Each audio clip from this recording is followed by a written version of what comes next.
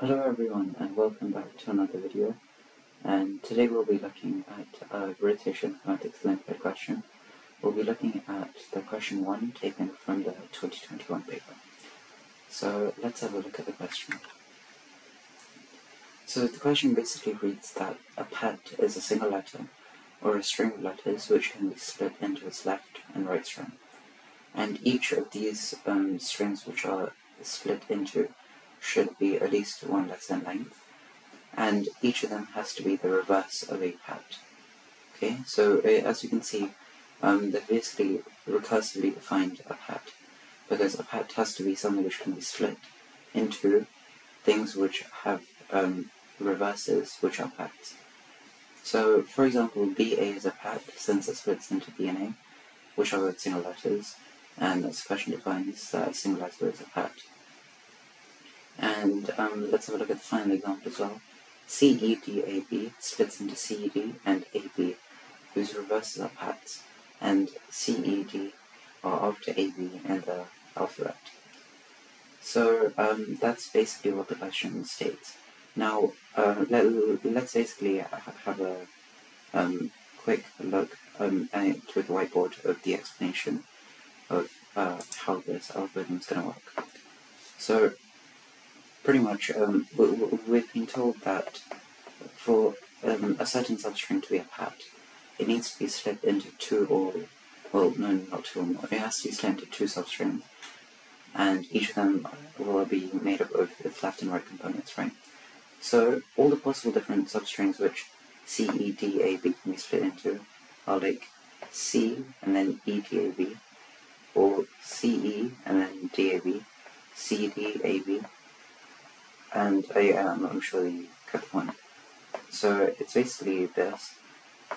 The way we're going to decide where to make the partition, either here, here, here, or here, is we'll basically just iterate through each index.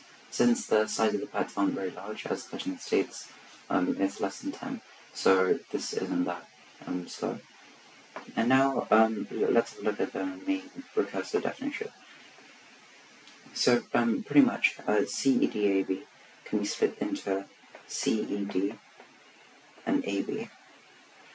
And the way we'll check whether these are actually pets is that the first requirement is that if the minimum character inside this substring is greater than the maximum character of this substring, then that basically means that every single character here will be greater than every single character here alphabetically, right? I'll just read what I just said. So if the minimum character inside the left substring is greater than the maximum character over here, then we can for sure conclude that each element in the left substring is alphabetically later than each element in the right substring. Okay, so basically that's one of the conditions for it to be a pet. And now the other condition is if this is a pet itself, and so is this. So then we would then need to recursively call the function in on these two substrings, and then decide whether those two are pets.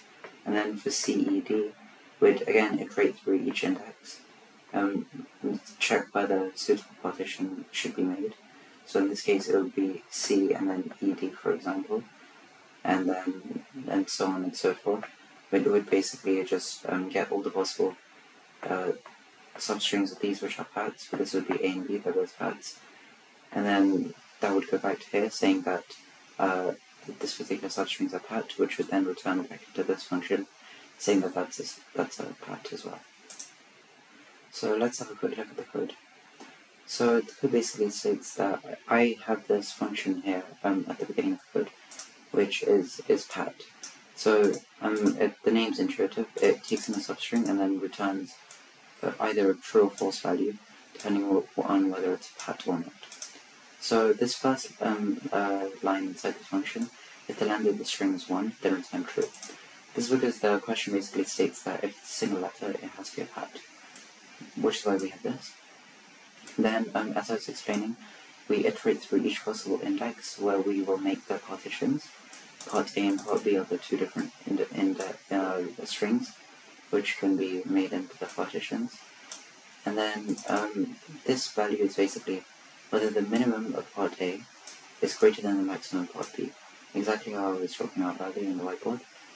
And if part A's reverse string is a pat, and if part B's reverse string is a pat, only then will this string be a pat itself.